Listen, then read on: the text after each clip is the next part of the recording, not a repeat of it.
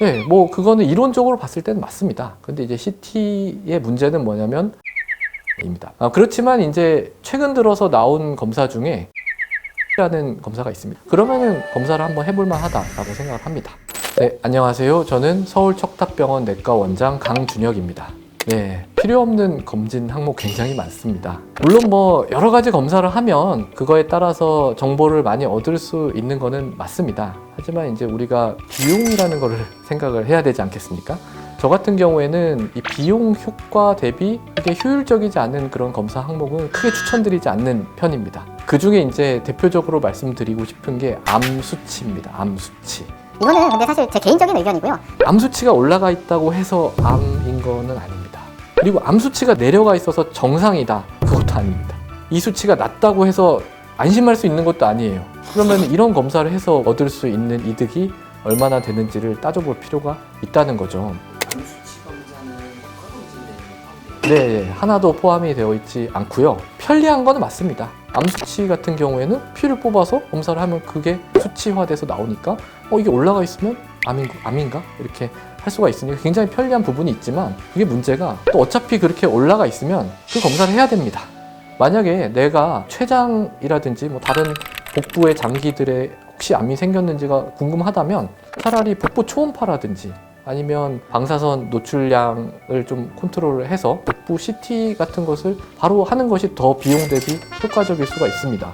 왜냐하면 암 수치 자체의 검사 비용이 그렇게 저렴하지 않습니다.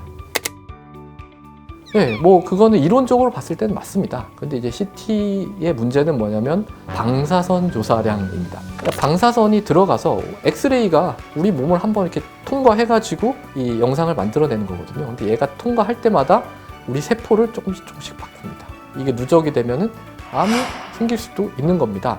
그래서 렌트겐이 엑스레이를 개발할 때 그 조수가 이 손을 엄청 엑스레이를 노출을 많이 시켜서 결국 여기 암이 생겼거든요. 엑스레이를 너무 자주 찍는 거는 좋지 않습니다. 근데 CT 같은 경우에는 그 엑스레이를 어마어마한 양을 조사해서 영상을 만들기 때문에 머리부터 발끝까지 하는 것은 그렇게 적절하지는 않겠죠.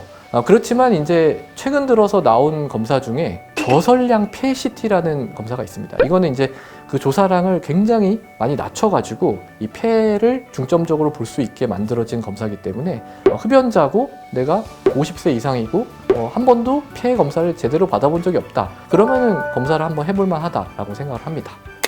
반드시 필요한 검사라는 것은 없습니다. 다 본인의 상황에 맞게 검사를 진행을 해나가야 되는 건데 저는 그래도 그냥 해봐도 괜찮다고 생각하는 항목은 추가 소변 검사입니다. 소변 검사도 우리가 소변을 뽑아서 제출을 하지 않습니까? 그러면 단백뇨가 있는지 없는지 이것만 봅니다. 황달 수치가 나오는지, 염증 수치가 나오는지, 소변에 피가 나오는지 하나도 안 봅니다. 단지 단백뇨가 있냐 없냐 이것만 보거든요. 그러면 어차피 소변 받는 김에 내 소변이 한 7가지에서 10가지 항목이 괜찮은지 이걸 쫙 보면은 좋지 않겠느냐. 비용이 워낙 저렴하기 때문에 편하게 추가해서 할 수 있는 항목이 아닌가 싶습니다.